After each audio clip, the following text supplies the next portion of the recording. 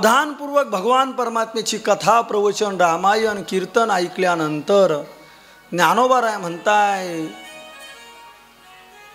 आत्म्याला परमानंद सुखाची प्राप्ती झाल्याशिवाय राहत नाही।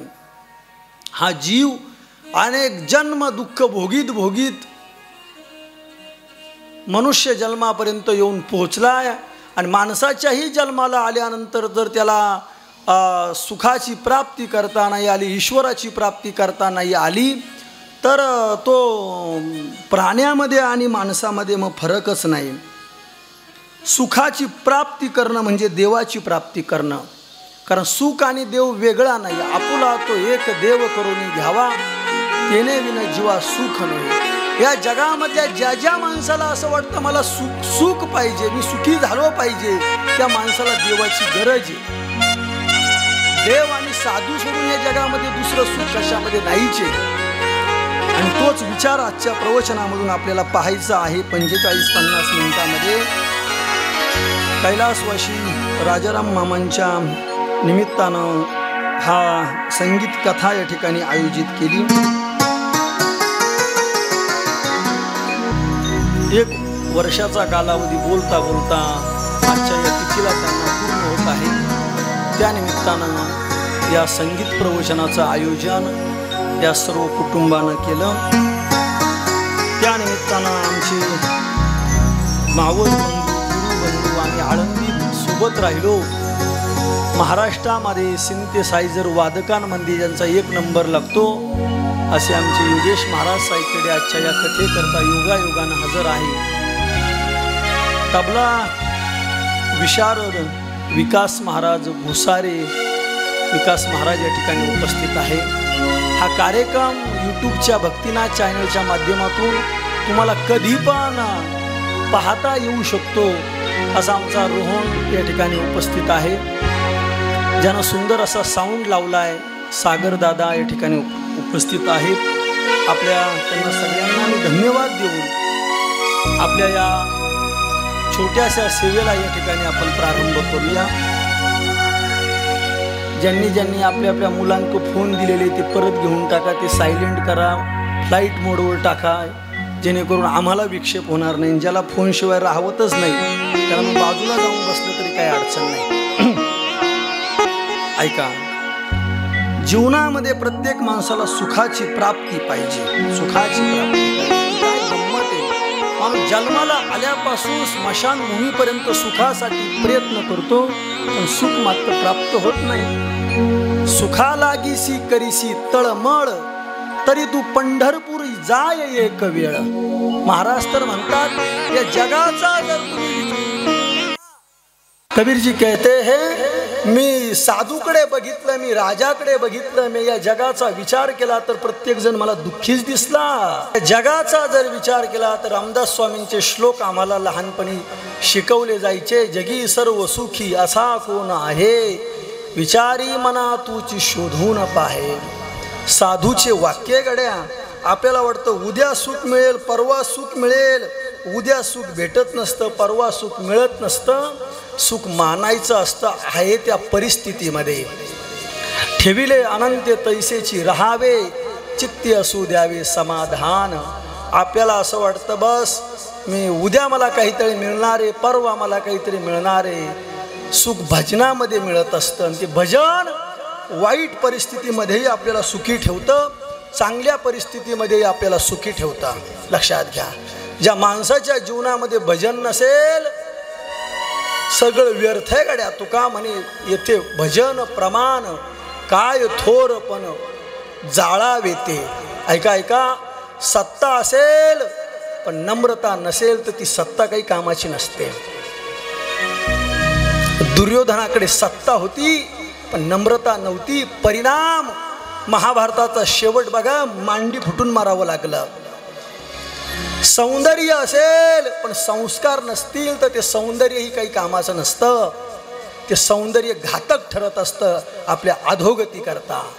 सौंदर्य असणं चांगली गोष्ट आहे, पण त्या सौंदर्याला संस्काराची जोड असणं फार गरजेचं आहे। पैसा नक्कीच असला पाहिजे, पण त्या पैशाला जर नीतीची जोड नसेल ना तो पैसा देखील आपल्याला अधोगतीला घेऊन जायला कारणीभूत ठरतो. पैसा देखील, रावणाकडे पैसा इतका होता, जगद्गुरु तुकोबारायच्या गाथ्यामध्ये 4092 अभंग महिला मंडळ, 4092 सगळे पुरुष वर्ग. नीट ऐका, तुकोबारायांनी त्यातला एक अभंग फक्त रावणाच्या संपत्तीचं वर्णन करायला लिहून ठेवला. गाथ्यामध्ये कुणाच्या संपत्तीचं वर्णन नाही, रावण सोडला तर. तुम्ही घरी जाऊन गाथा उघडा, अभंगाची सुरुवात सांगतो. लंके माझी घरी ऐका ते किती, सांग तसे संख्या जैशी तैशी.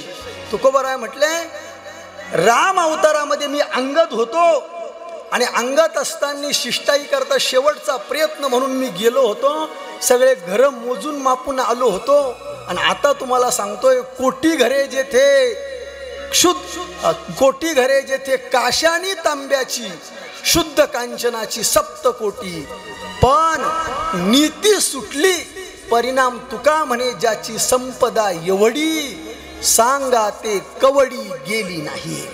ऐका ऐका, भजन नसेल, परमार्थ नसेल, दुःख दुःख देईलच, यामध्ये वाद नाही. पण तुमच्याकडं आलेलं सुख देखील तुम्हाला दुःख देईल, आलेलं सुख देखील दुःख देईल. लक्षात घ्या. आमचे बाबा कथेमध्ये एक छोटासा दृष्टांत सांगत असतात. अरे माणसाला सुख लवकर पचवता येत नाही तर दुःख फार लांब आहे. काही माणसाला सुख देखील, वेगात आलेलं सुख देखील पचवता येत नाही. एका म्हाताऱ्यानं 20 लाखाच्या लॉटरीचं तिकीट खरेदी केलं.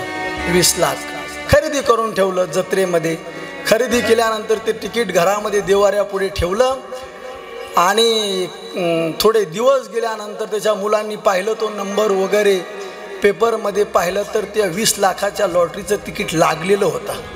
काय लागलेलं होतं? 20 लाखाच्या. ज्या म्हाताऱ्यानं 1000 रुपयाच्या पुढे महिन्याला पैसे पाहिले नाही, 20 लाख रुपयाचं तिकीट ते खरेदी केलेलं, ती लॉटरी लागलेली. त्या घरातल्या मुलांनी विचार असा केला, गड्या आपल्या बापाने 1000 रुपयाच्या पुढे पैसे पाहिलेले नाही, हे येणारे 20 लाख रुपये जर एकदाच पाहिले तर आपल्या बापाला एवढे पैसे पचवता येणार नाही सागर दादा. त्या पोरांनी विचार केला. मग त्यांनी नेहमीच्या जो डॉक्टर होता त्या डॉक्टरला बोलून घेतलं. म्हटले, हे पहा, म्हटले डॉक्टर साहेब, आमच्या बाबानं जे तिकीट खरेदी केलं होतं लॉटरीचं, ती लॉटरी लागलेली आहे, ते 20 लाख रुपये मिळणार आहे म्हटले आम्हाला, ते तुम्ही आमच्या बाबाला पचवता येतील असं काहीतरी तुम्ही त्यांचं मन घट्ट तयार करा. म्हटले काही अडचण नाही.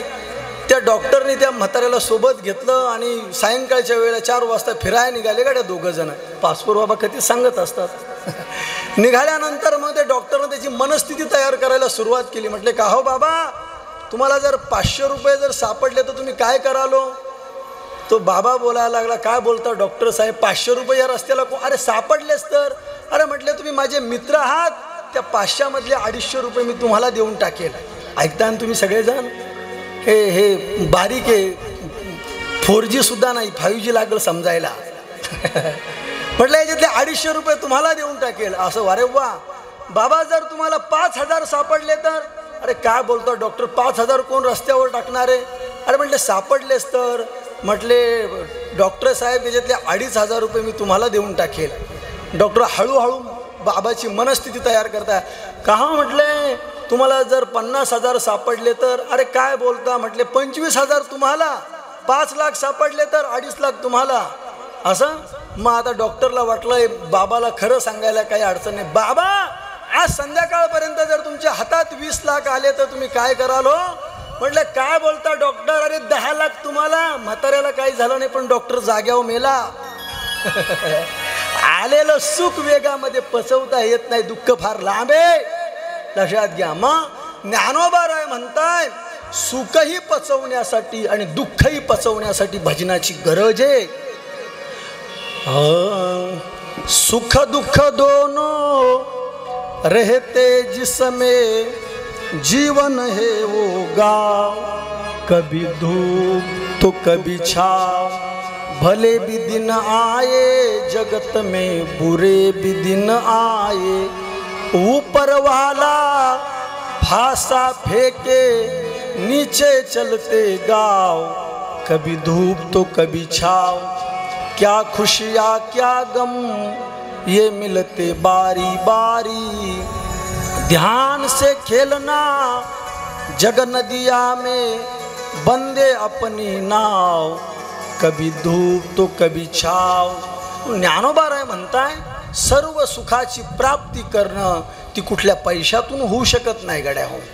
कुठली किती जरी मोठा बंगला बांधला तुम्हाला काय वाटतं खूप मोठ्या बंगल्यामध्ये राहणारे माणसं सुखी असतात असं जर असतं तर सुशांत सिंग नावाचा अभिनेत्यानं आत्महत्या केली नसते।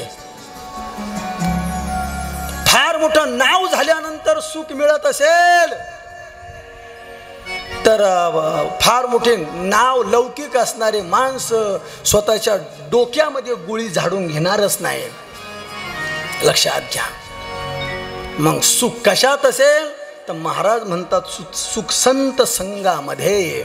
लक्षात घ्या, एक वाक्य सांगतो तुम्हाला, जल से पतला कौन है, कौन भूमि से भारी, कौन अगन से तेज है, कौन काजल से काली। काय प्रश्न आहे गड्या, या पृथ्वीपेक्षा वजनदार काय, काय पृथ्वीपेक्षा वजनदार, अग्नीपेक्षा दहाकता कशामध्ये, कशामध्ये अग्नीपेक्षा दहाकता, पाण्यापेक्षा पातळ काय, जल से पतला कौन है, कौन भूमि से भारी, पृथ्वीपेक्षा वजनदार काय, अग्नीपेक्षा भडकता दहाकता कशामध्ये, आणि काजळापेक्षा काळ काय। प्रश्न आहे आपल्याला, सांगा मला तुम्ही पृथ्वीपेक्षा वजनदार वस्तू आहे या जगामध्ये? बसा बसा बसा पटकन। महिला मंडळ, पृथ्वी किती किलो आहे, किती टन आहे? पृथ्वीचं वजन कुणाला सांगता येईल पाटील? नाही सांगता येईल। अरे पृथ्वीपेक्षा वजनदार काय, पृथ्वीपेक्षा वजनदार वस्तू या जगामध्ये आहे। ऐका ऐका, पाण्यापेक्षा पातळ काय, पाण्यापेक्षा पातळ सुद्धा वस्तू या जगामध्ये आहे। अग्नीपेक्षा भडक वस्तू काय, अग्नीपेक्षा भडक वस्तू या जगामध्ये आहे। अरे काजळापेक्षा काळं काय, काजळापेक्षा देखील काळी वस्तू या जगामध्ये आहे। ऐका साधूचे उत्तर, जल से पतला ज्ञान है, पाप भूमि से भारी, क्रोध अगन से तेज है, कलंक काजल से काली।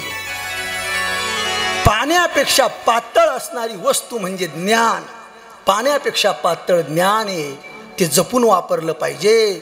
म्हणून पाणी जसं जपून वापरतो ना तसं ज्ञान पण, क्रोधी अविश्वासी त्यासी बोध कैसा, व्यर्थ आपुली वाचा शिनवू नये। ज्याला देवावर विश्वास नाही, ज्याला पंढरपूरवर विश्वास नाही, ज्याला ज्ञानोबावर विश्वास नाही, त्याला ज्ञानेश्वरी सांगून उपयोग काय, काय उपयोग? आपलं ज्ञान कुणापुढेही प्रगट करत बसू नका। समोरच्याला ज्याला तहान लागली त्याच माणसाला पाणी द्या, ज्याला भूक लागली त्याच माणसाला जेवण द्या।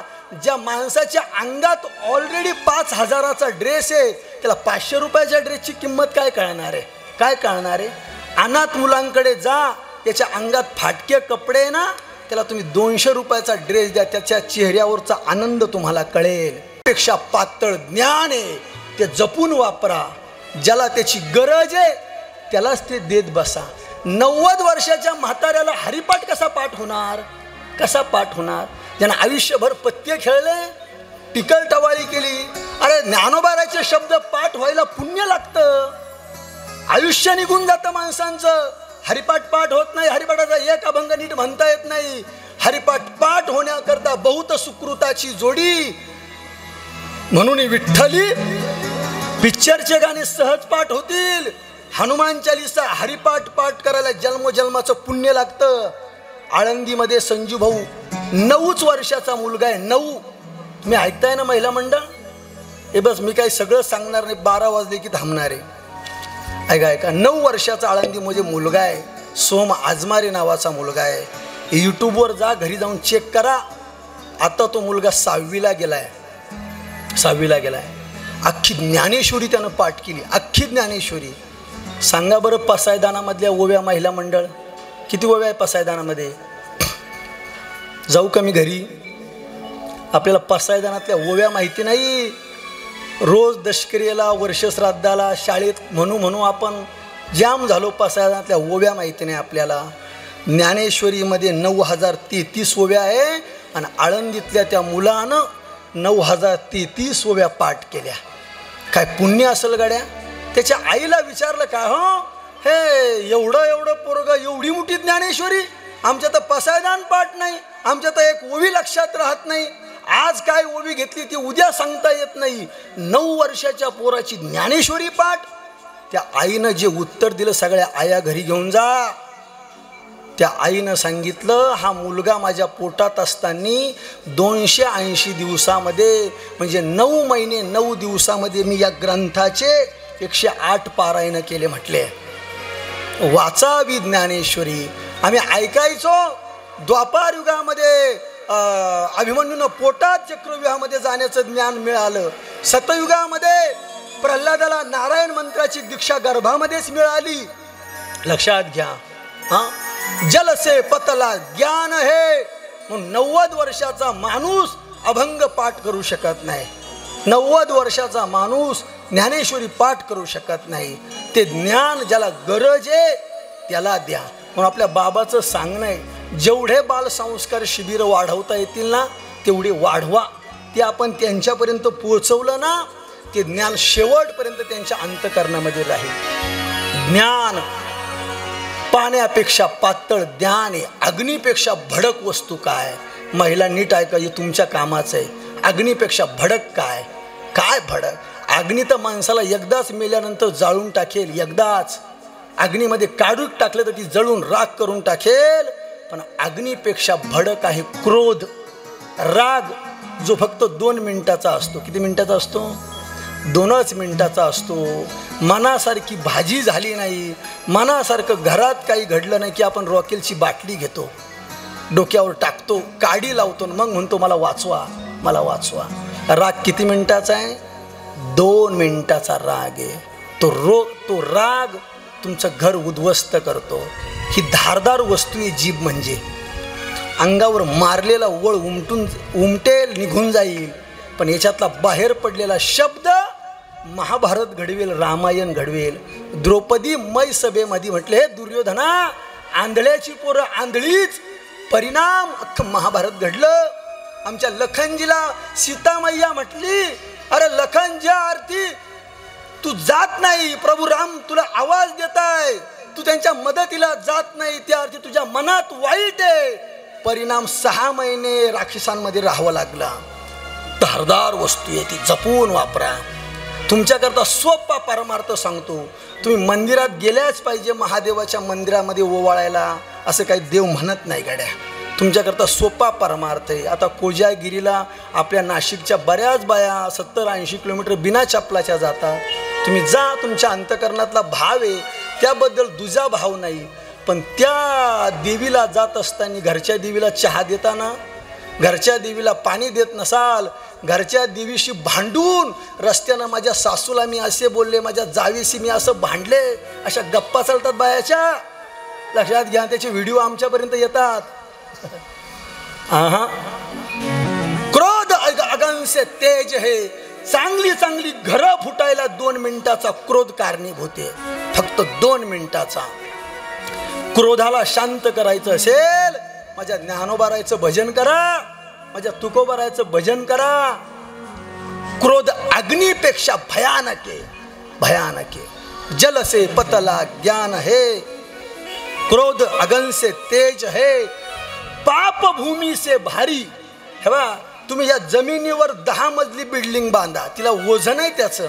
अजिबात वजन आहे का? माती इथली, दगड इथली, तिच्याच अंगावरले घेतले, एक टेकडी तयार केली, दुसरं काय?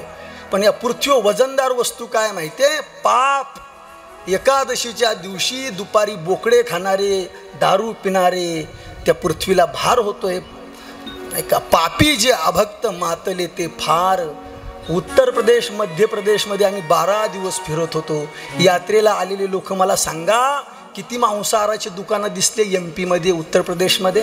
अरे खेड्यातल्या बाया कुणाच्या डोक्यावरला पदर मोठ्या माणसांच्या देखत उतरत नाही. मर्यादा आहे. आपली मर्यादा प्रवचनात बसलो तरी संपली. लक्षात घ्या, अवघड आहे. मथुरेमध्ये तर दारून मांसावरच बंदी योगी आदित्यनाथने. एक लक्षात घ्या आमचे वाक्य. कंधों से ऊंची छाती नहीं होती, धर्म से बड़ी कोई जाति नहीं होती। अगर दीपक ही नहीं बचेगा तो बातियों का क्या करोगे? अगर हिंदू धर्म ही नहीं बचेगा तो जातियों का क्या करोगे?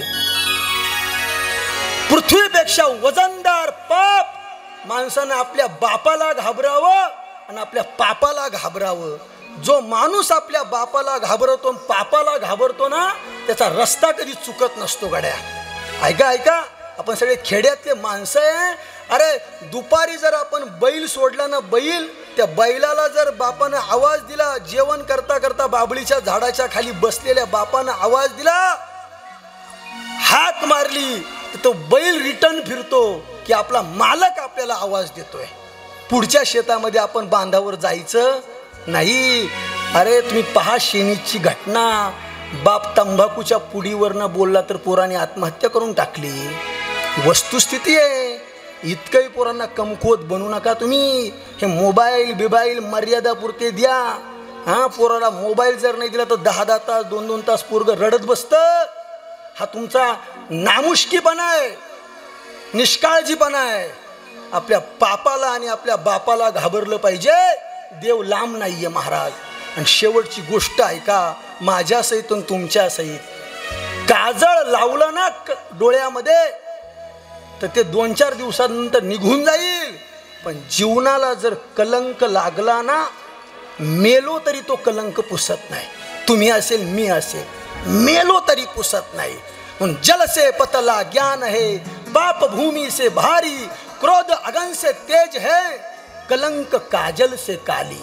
त्यापासून वाचलं पाहिजे. आणि म्हणून महाराज सांगताय आपलं भजन आपल्याला त्यापासून वाचवेल. महाराज म्हणताय ते भजन नाही का राजा परीक्षितीनं केलं आणि त्या कृष्ण भजनानं त्याचा उद्धार झाला. पूर्वक कथा श्रवण केल्यानं महाराज म्हणताय हे कान आहे ना ऐकण्याकरता दिले, पण काय ऐकायला दिले? भांडण ऐकायला दिले, निंदा ऐकायला दिले कान. बरोबर ना? बरोबर. निंदा इतकी निंदा की त्याचा विचार करू नका, नाही का? कान ऐकायला दिले. तुम्ही ऐका रे कान माझ्या विठोबाची गुण. या कानाची शोभा भजन ऐकण्यामध्ये, कथा ऐकण्यामध्ये. ह्या डोळ्याची शोभा रामाचं दर्शन घेण्यामध्ये. मराईच्या आत अयोध्येला जाऊन या, काय सुंदर मंदिर तयार झालंय गड्या. भाग्य 500 वर्षानंतर प्रभू रामचंद्र बाल स्वरूपामध्ये विराजमान आहे.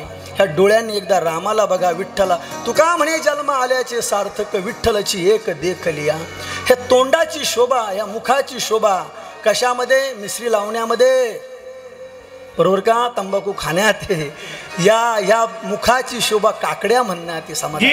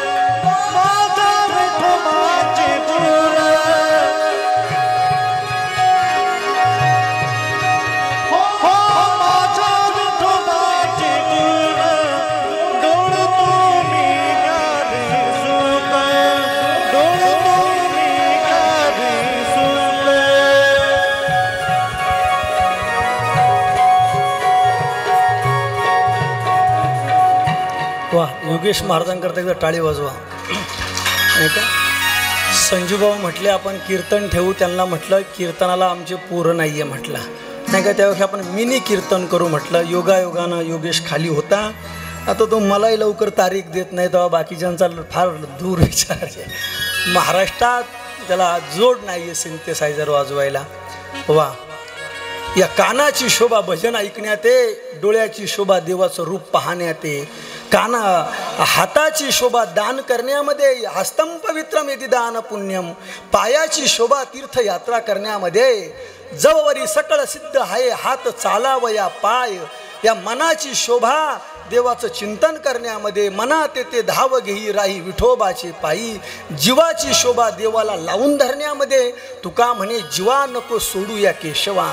ऐका ऐका, ऐकण्यानं देखील देवाची प्राप्ती होते गड्या. राजा परीक्षिती नाही का, फार पूर्व भागवतामधली पहिलीच कथा आहे, थोडक्यात पाहू आणि पुढे जाऊया आपण. ऐका ऐका, राजा परीक्षितीनं आपल्या दरबारामध्ये, आपल्या राजवाड्यामध्ये असलेली बंद खोली उघडली, सोन्याचा मुकुट पाहिला, सोन्याचा मुकुट पाहिला, सोनं पाहिलं, मन धावलं. काय तोळा आहे सोनं? आम्हाला नाही माहीत बुवा, आता आमचं सोनं हेच आहे, तुळशी माळा गळा खुपी चंदट्या. सोनं पाहिलं, त्या सोन्याकडे आकर्षित झाला. सोनेवाले सोना नाही, आकर्षित झालं मन. अरे काय हा मुकुट, सोन्याचा मुकुट घातला पाहिजे. आपली पोतं जरी असेल, आमचे दादा कुठं जरी गेलो स्वतःचं आसन टाकतात, मगच झोपतात. दुसऱ्याचे दोष आपल्या अंतरंगामध्ये प्रवेश करत असतात. लक्षात घ्या, तो मुकुट, सोन्याचा मुकुट पाहिला. अरे हा मुकुट घातला पाहिजे. आईनं सांगितलं, बाळा अरे हा जरासंधाचा मुकुट आहे, घालू नको. हा मुकुट आपल्या तुझ्या डोक्यात. आईचंही ऐकलं नाही. विनाशकालेनं विपरीत बुद्धी, तो सोन्याचा मुकुट डोक्यामध्ये घातला. दान धर्म करणारा राजा, आत्तापर्यंत मुंगीही ज्यानं मारली नाही, त्या राजाला भाव असा निर्माण झाला की मी आज धनुष्य घेईल, घोड्यावर स्वार होईल आणि शिकार करण्याकरता जाईल.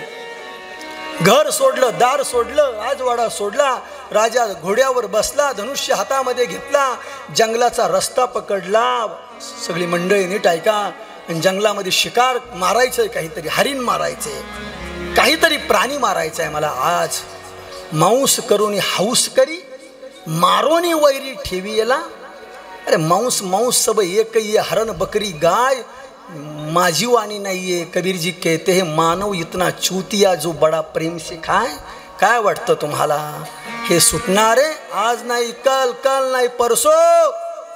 बेरीज गाणं वजाबाकी गाणं सगळी बेरीज होणार, सगळ्याचा हिशोब चुकता करून इथून निघून जावं लागणार आहे. सुटला. आपण जिवंत प्राणी तुम्ही भुजून खाताय. मग म्हणजे प्रेमानंद बाबाचे शब्द ऐका, एक वेळ अशी येईल एखाद्या अग्निकुंडामध्ये आपण देखील सापडू. अरे प्रत्येक आईला तिचं लेकरू प्यारं असतं. लक्षात घ्या. शिकार करण्याकरता निघाला राजा. दुर्दैव, दिवसभर जंगलात फिरला पण शिकार मिळाली नाही. तहानेनं व्याकुळ झाला, पाणी पाहिजे मला. आता शिकार सुटली, स्वतःच्या जीवाची काळजी. शिकार नाही, मला पाणी मिळालं पाहिजे, पाणी पाहिजे, पाणी पाहिजे. आश्रम दिसला एका झाडाच्या खाली. आश्रमाच्या जवळ गेला. शमीक ऋषींचा आश्रम होता तो. शृंगी नावाचा त्यांचा मुलगा अरण्यात निघून गेलेला होता. शमीक ऋषी डोळे बंद करून देवाचं भजन करताय, नामस्मरण करताय. ओ महाराज मला पाणी द्या. भक्त ऐसे जाना जिदे उदास गेले आशा पास निवारोनी. महाराज तर शुद्धीवरच नव्हते. 10 वेळा मागितलं, 15 वेळा मागितलं. अरे मी राजा आहे. अहंकार जागृत झाला. सुरुवातीलाच मी एक वाक्य बोललो, सत्ता असली ते चालेल पण नम्रता नसेल. ज्यांनी ज्यांनी सत्तेवर असताना साधूंचा छळ केला, साधूंची हत्या केली, भोगावं लागतं गड्या, भोगावं लागतं. दिल्लीमध्ये रामदेव बाबांचं उपोषण चालू होतं. रात्रीच्या वेळी हल्ला झाला होता. लक्षात घ्या, रात्रीच्या वेळी. अरे मी राजा आहे, मला पाणी देत नाही, हा साधू कोण आहे? ऐका ऐका, जो बाण प्राण्याला मारण्याकरता नेलेला होता ना, त्या बाणानं समोरच्या झाडावर एक दृश्य दिसलं. काय दिसलं? एका काटेरी झाडावर मेलेला सर्प पडलेला होता. तो मेलेला सर्प बाणाच्या टोकाने उचलला. राजानं टोकानं उचलला. विनाशकाले विपरीत बुद्धी. साधूचा छळ, साधूचा अपमान कधी करायचा नसतो. साधूला पाणी देता आलं तर द्या, जेवण देता आलं तर द्या, वस्त्र देता आलं तर द्या, पण साधूचा अपमान कधी करायचा नसतो. निवृत्तीनाथ दादाच्या वारीला जाता आलं तर जा, ज्ञानोबाराच्या दर्शनाला जाता आलं तर जा, ज्ञानोबाराची टिंगल कधी करू नका, करू नका. अरे इतके उन्मत्त झाले लोक. सकाळच्या एका दशक्रियाच्या प्रवचनात मी बोललो, कुठपर्यंत असतं तरुणपण. श्रीदेवी सौंदर्यवान होती, दुबईच्या टबमध्ये मरून मेली. कुठपर्यंत असतं तरुणपण. मस्ती जिरत असते. 2 दिवसाची मस्ती, बुटं घालून मंदिरांमध्ये तुम्ही आपले पोरं बसायला लागले. फक्त प्रत्येक गावाची ही भयानक परिस्थिती निर्माण झाली. हे त्याच्या जर मनात आलं ना, अरे त्यानं द्रोणागिरी उचलून आणलेला आहे. बस चालू बी देणार नाही, खाऊ बी देणार नाही, पाहू बी देणार नाही. 2 दिवसाचं तरुणपण असतं, 2 दिवसाची संपत्ती असती. मैथिली ठाकूर नावाची पोरगी आहे बिहारमधली, कंठीमाळ घालायला लाजत नाही. दर महिन्याला 5-5 देशाचे दौरे करते. पंतप्रधानांच्या हस्ते सत्कार झाला. तिच्या मुखातलं एक भजन आहे, धन दौलत का अभिमान है झूठा, ये तो आनी जानी है, राजा रंक अनेक हुए, कितनों की सुनी कहानी है, राम नाम प्रिय महामंत्र, जो साथ तुम्हारे आएगा, राम नाम के साबुन से जो मन का दर्शन पाएगा, पता नहीं किस रूप में आकर नारायण मिल जाएगा, निर्मल मन के दर्पण में जो राम का दर्शन पाएगा. सावधान. देवाची टवाळी साधूची टवाळी केली तर. कृष्णाच्या पोरांनी साधूची टवाळी केली होती. काय झालं? 56 कोटी यादव एकमेकांमध्ये युद्ध होऊन मरून गेले. ही देवाच्या पोरांची अवस्था आहे. आपली काय गत लागून गेली. 5 रुपयाची दारू प्याला म्हणजे तुमची बुद्धी सडली जात नाही. भान ठेवलं पाहिजे मंदिरांमध्ये जाताना. आणि आम्ही नाही बोलायचं तर मग कोण बोलणार? कीर्तन प्रवचनकारांनी सध्या पाचपोर बाबांनी सांगितलं, धर्माचा प्रचार करा. अधर्मी जर उरावर बसले तर पळताही सोय नाही, महाराज मारून टाकतील. बांगलादेशची परिस्थिती पाच काय. स्वतःचं घरदार नोकरी बायका मुलं सगळं सोडून पळावं लागतं अधर्म जर वाढला तर. दुर्बुद्धी निर्माण झाली. मेलेला साप साधूच्या गळ्यात टाकला. साधू तर बिचारे काही म्हटले नाही, ते भजनच करत राहिले. पण साधूचा मुलगा आला, माझ्या बापाच्या गळ्यात कुणी मेलेला साप टाकला. क्रोधाविष्ट झाला. शृंगी म्हटला, ज्यानं माझ्या बापाच्या गळ्यात साप टाकलाय ना, 7व्या दिवशी तक्षक नावाचा सर्पाचा दंश होईल आणि तोही सर्पदंशानं मरेल. ही नियती आहे, ही प्रकृती आहे, सुटत नसतो कोणी. माझ्या बापाच्या गळ्यात मेलेला साप टाकला म्हटले, शाप दिला. मुखातनं गेलेला शब्द कधी साधूचे परत येत नसतात. ऐका ऐका, शमीक ऋषींचे डोळे उघडले. काय रे, काय आरडाओरडा करतोय? बाबा, तुमच्या गळ्यामध्ये कुणीतरी मेलेला साप टाकलाय बाबा. बाबानं डोळे बंद केले. कोण येतो? अरे पाहिलं तर अभिमन्यूचा मुलगा आहे, उत्तरेचा मुलगा आहे, पांडवांचा वंशज आहे, ज्याचं रक्षण कृष्णानं गर्भामध्ये केलं. जया रक्षिले गर्भापती, तया नाम राजा परीक्षिती. अरे त्यानं, अरे बापरे, का असं घडलं?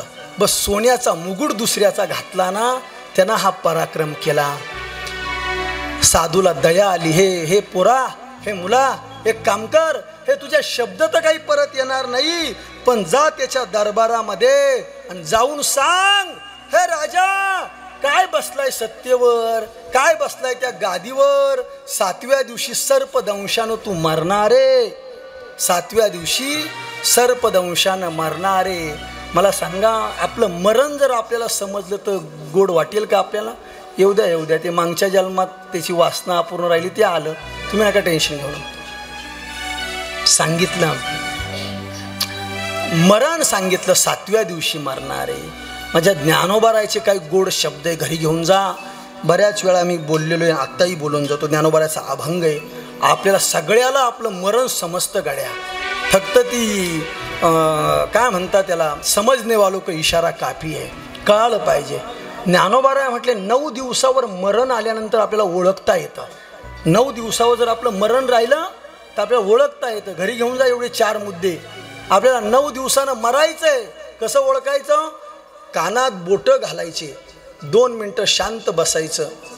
गुंग असा आवाज येतो, एखादा भुंगा आवाज करतो ना तसा आवाज येतो. कानी घालून या बोटे नाद जे ऐकावे, न दिसता जाणावे 9 दिवस. कानात बोटं घातली जर गुंग आवाज कंटिन्यू येत असतो तो. आत्ता पण, आता नका प्रयोग करू, फक्त घरी गेल्यावर करा. गुंग आवाज सतत येत असतो. जर तो गुंग आवाज बंद झाला, माझे ज्ञानोबा राय म्हणताय आळंदीचे की तुमचं मरण 9 दिवसावर आलंय समाधान. कानी घालून या बोटे नाद जे ऐकावे, न दिसता जाणावे 9 दिवस. 7 दिवसावर मरण आलंय, 7 दिवसावर ओळखता येतं. भवया पाहता न दिसता जाना, आयुष्याची गणना 7 दिवस. आपले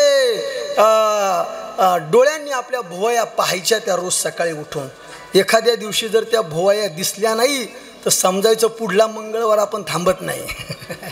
भवया पाहता न दिसता जाना, आयुष्याची गणना 7 दिवस. ज्ञानोबा राय म्हणताय आळंदीचे 5 दिवसावर मरण आले, 5 दिवसावर ओळखता येतो. डोळा घालून या बोटे चक्र जे पहावे, न दिसता जाणावे 5 दिवस. अरे शेवटचा दिवस आपण जगणारे, एकच उद्या मरणारे आपण, हे ओळखता येतं. पण ते पाहिलं तर पाहिजे ना. ज्ञानोबा राय म्हणताय आपल्या नाकाचा शेंडा रोज बघत जा.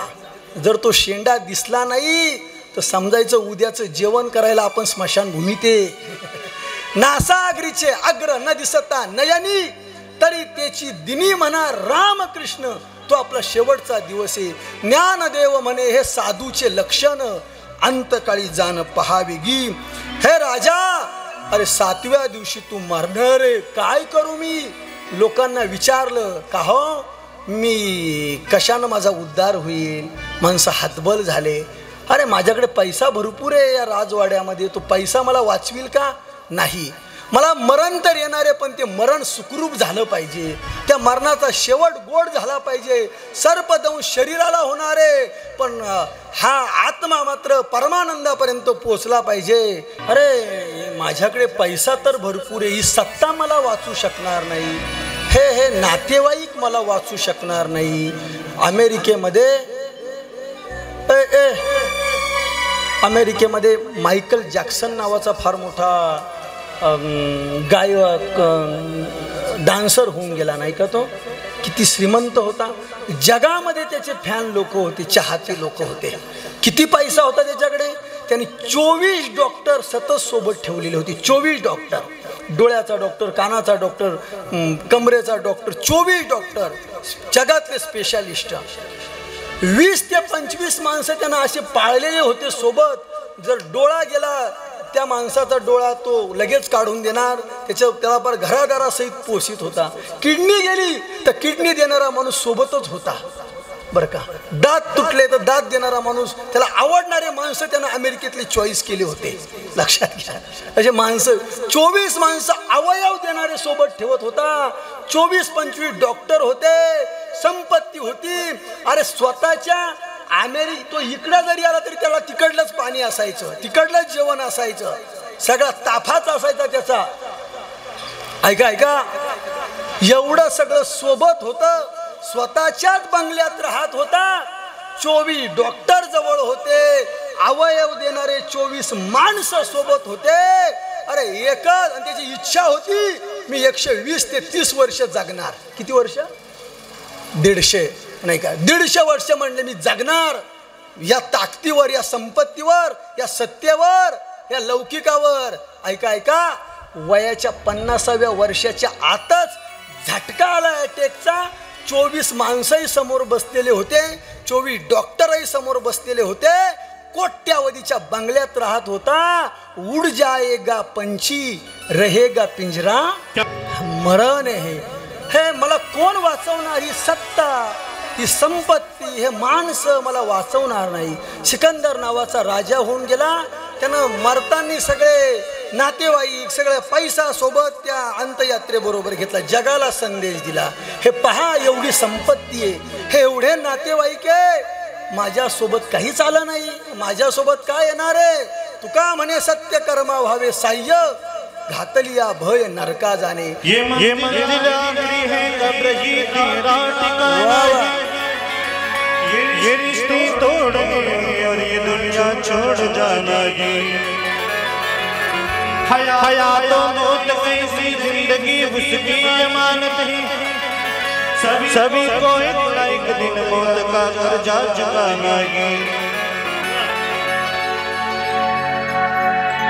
तो उड़ जाएगा पंछी जो काबे जाता होगा, अरे दबा देंगे तुझे सब खाक में, ये मैला बदन होगा। उड़ जाएगा एक दिन पंछी रहेगा पिंजरा खाली, उड़ जाएगा एक दिन पंछी रहेगा पिंजरा खाली।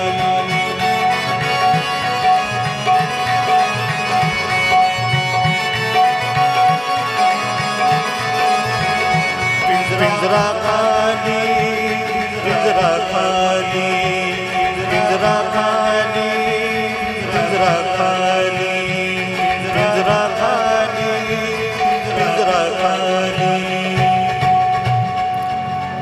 एक ना एक दिवस निघून जायचं। हे राजा तू जाणार आहे।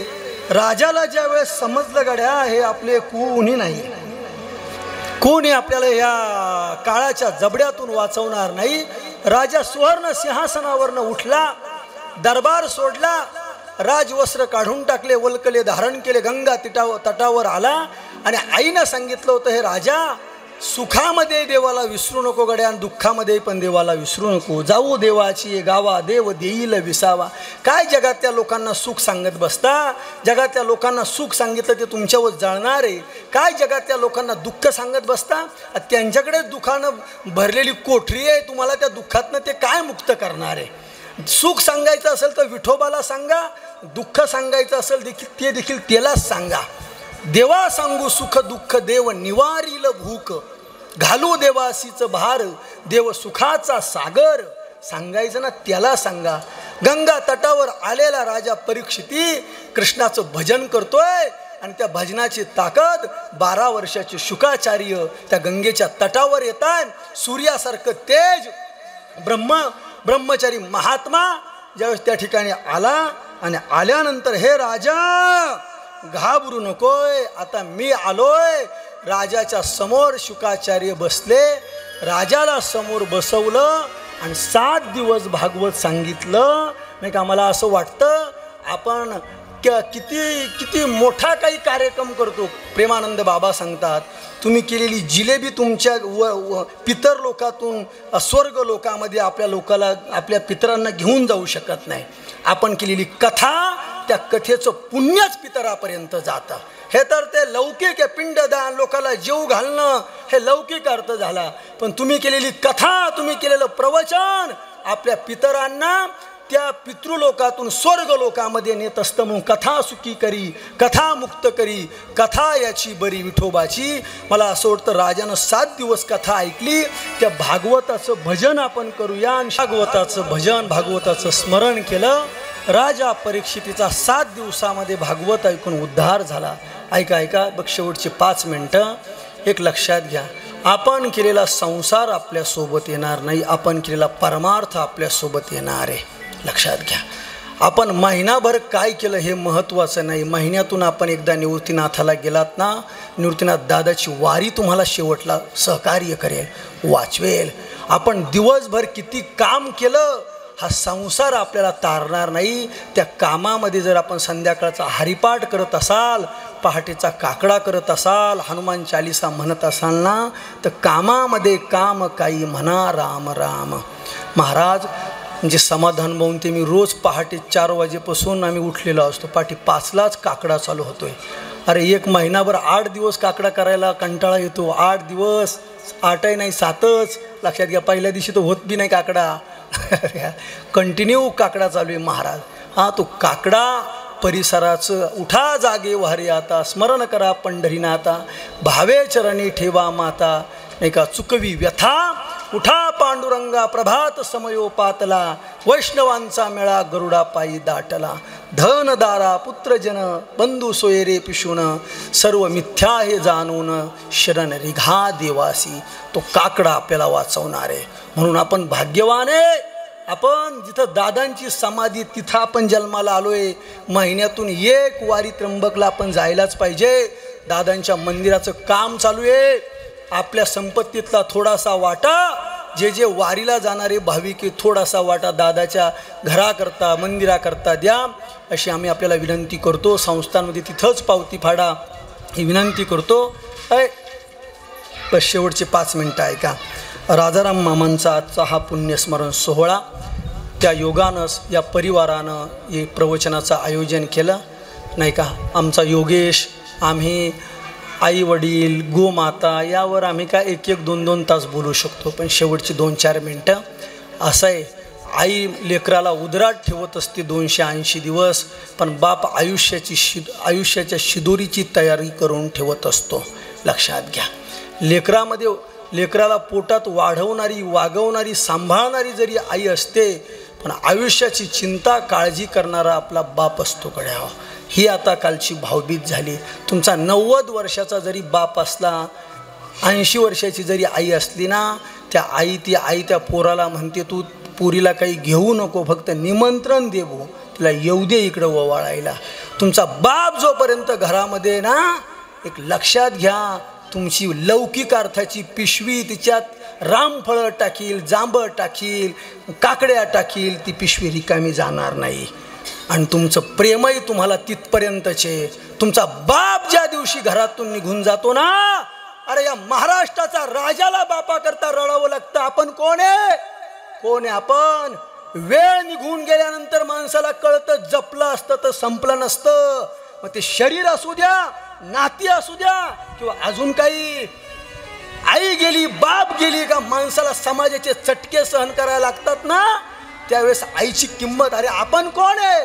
ज्ञानोबा राय महाविष्णूचा अवतार आहे, निवृत्तीनाथ दादा सदाशिवाचा अवतार आहे, सोपान काका ब्रह्मदेवाचा अवतार आहे, आणि मुक्ताई साक्षात आदिशक्ती आहे.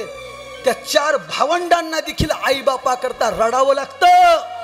आईबापा करता रडावं लागतं. आई जोपर्यंत तिचं सांभाळ नका करू. आपण कुत्र्याचा आणि मांजराचा सांभाळ करणारी माणसं आहे. छोटंसं पिल्लू सांभाळा कुत्र्याचा. आम्ही महिन्यापूर्वी आम्ही पळता ते एक पिल्लू आमच्या सोबत आलं. त्याला थोडीशी चपाती बिस्कुट देतोय. गुरुकुल लावलेलं असतं तरी ते दरवाजा सोडत नसतं. गुरुकुल सोडून ते कुठंच जात नाही. काय गंमत आहे गड्या. कुत्र्याला जीव लावल्यानंतर ते कुत्रं आपलं घर सोडित नसतं. किती माणसं बेईमान झाली, जिच्या उदरातून जन्मला झालेला असतो, ज्या बापानं अंगा खांद्यावर खेळवलेलं असतं, त्या बापाला, आई बापाला माणसं विचारतात, तुम्ही आमच्याकरता काय केलंय? येऊ द्या वेळ. कुणाची सुट्टी होत नसते. कीर्तनकार असू द्या, नाही तर अजून प्रवचनकार, कथाकार असू द्या, या हातानं कराल ना तर ते इथंच फिरून जावं लागणार आहे महाराज. लक्षात घ्या. भयान परिस्थिती आहे. माझे कबीर महाराज म्हटले, आई रे बेमान दुनिया आई रे. काय कालची भाऊबीज झाली. अरे बहीण भावाचे हे नाते फक्त स्टेटस पुरतं मर्यादित राहिले. जपावे बंधन ज्ञानोबारायांसारखे, मुक्ताई सारखे फक्त नाते. महाराज एवढे लोक भयानक झाले. बस बस बस. तुम्ही कृष्ण अवतार पहा महाराज. कृष्ण अवतारानं सावध केलंय. घेऊन या खड्ग माराया धावला, हात तो धरिला वसुदेवे. लक्षात घ्या. आई उदरात पोचते, बाप सांभाळ करतो. महिला मंडळ, आम्ही लहान होतो, आपण लहान होतो ना, चॉकलेटला पैसे देणारी, पावडा खायला देणारी, 5 रुपये देणारी आपली आई असते. पण आपली फी भरणारी बाप आपण विसरून जातो ना. 10वी पास झाल्यावर पेड्याचा बॉक्स आणणारी आपली आई असते. पण कॉलेजची फी भरणारा बाप विसरून जातो ना आपण. कॉलेजला जाणाऱ्या मुली नीट ऐका. तुम्ही फोन वापरा, तुम्ही आयफोन वापरा, तुम्ही कॅम्प्युटर वापरा. आपला बाप आपल्याकरता रात्रंदिवस कष्ट करतोय लोकांच्या शेतामध्ये, याची जाणीव ठेवा. शिक्षण पूर्ण झाल्यानंतर नोकरी लागण्याकरता येड्या लोकांच्या पाया पडणारा बाप असतो. येडे का म्हणतोय? ज्यांना काहीच अक्कल नसते, ते मोठ्या खुर्चीवर जाऊन बसलेले असतात ना, काहीच अक्कल नाही, त्यांच्या पाया पडावं लागतं. माझ्या पोराला नोकरीला घ्या, पाया पडणारा बाप असतो. हे आता लगीन सराई पाहुणे रावळे चालू होईल, मुलीचं लग्न करायचंय तर आईला फक्त काळजी असते गाड्या, पण लोकांचे उंबरे झिजवणारा फक्त बाप असतो. लग्न करायचंय ना, लग्न थाटामाटात झालं, कुणी काही कमी नाही पडलं, ही काळजी आईला असते.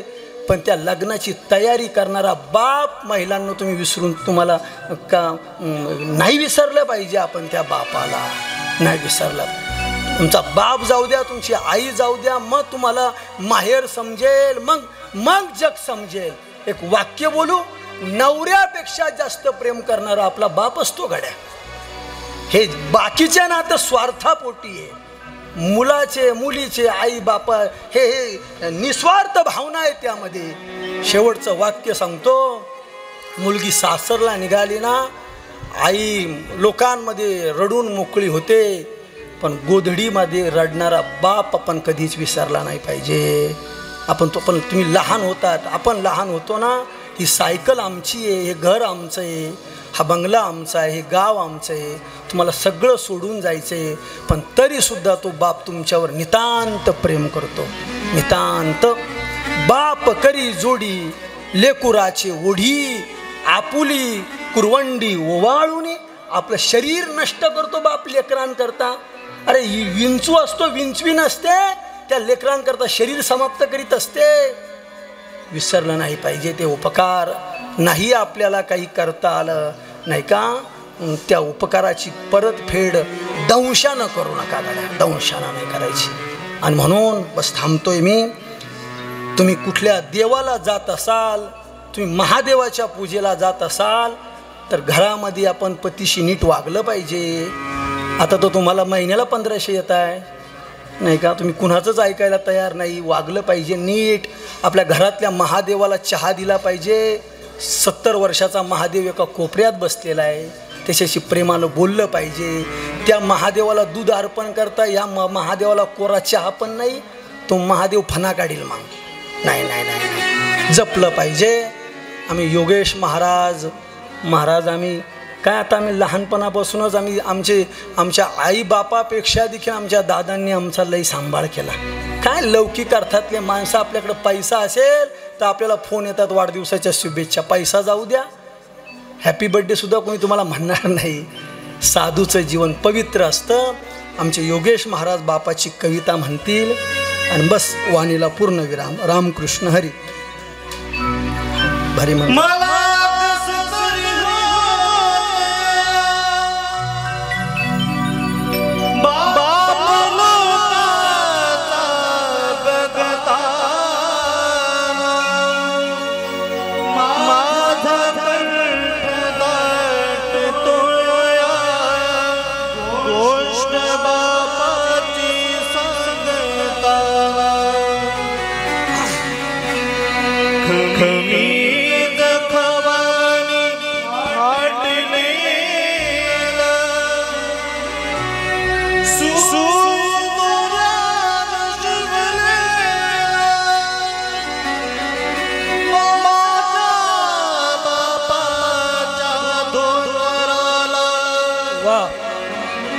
सदा ठिकाण जोडलेला आधी जत्रा गावाची बाप परगावी जायचा जुन्या फाटक्याला बाप गावात फिरायचा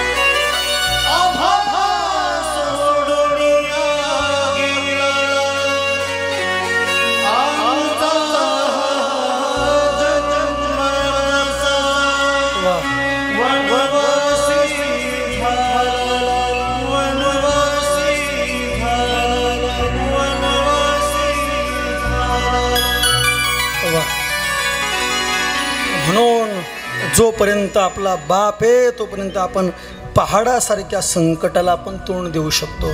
आमच्या गुरुकुलामध्ये यावर्षी एक मुलगा आला, ब्राह्मण मुलगा आहे, केशव सेवक नावाचा. त्याचा बाप वारलेला आहे. त्याची आई नाशिक रोडच्या डॉक्टरांकडे धुणे भांडे करते. बरं का, हे तुम्हाला का सांगतोय गड्या, आता आम्ही यात्रेला जायच्या अगोदर त्याच्या छातीला सूज आलेली, गणपत भाऊ, संजू भाऊ, आणि त्याला SMBTला आपला आमचा एक मुलगा आहे डॉक्टर, त्याच्याकडे पाठवलं. त्याने 180 रुपयामध्ये सर्व त्याचे CT स्कॅन काय ते सर्व काढले. आणि त्यांनी मला सांगितलं, महाराजाचं ऑपरेशन नाशिकमध्ये सुद्धा होणार नाही म्हटले. त्याचं ऑपरेशन एक तर शिर्डीला किंवा मुंबईला होईल. त्यांनी मला खर्च सांगितला 5 ते 6 लाख रुपये लागतील म्हटले. महाराज काही पर्यायच नाही. त्याच्या आईला मी फोन केला, त्याची आई ढसढसा रडली, त्याचा बाप तर वारलेला आहे, महाराज तुम्ही काहीतरी करा. त्याच्या आईला सांगितलं काही काळजी करू नका, अरे आम्ही याच्या ऑपरेशन करता लोकांकडे भीक देखील मागू. लक्षात घे, बाप जातो ना, 9वीलाच पोरगा आहे, भयानक हुशार, तर ब्राह्मणे बुद्धिवानाचे ते पोरगं भयानक. पण छातीला एका बाजूला सूज आली, सुजलेली आहे छाती. काय करणार आहे तुम्ही? अरे माणसाला पैसा गेला कमवून घेऊ, जमीन गेली कमवून घेऊ, घर गेलं कमवून घेऊ, आईबाप गेल्यावर कमवून घ्यायची गोष्ट आहे? गोष्टच नाही आहे ती. सब बात को भूलो भले माँ बाप को मत भूलना. आणि म्हणून या कथेचं सार चांगलं करता आलं तर करा, वाईट नका करू. कुणाच्या जखमेवर मलमपट्टी करता आली तर करा, मीठ तरी लावू नका.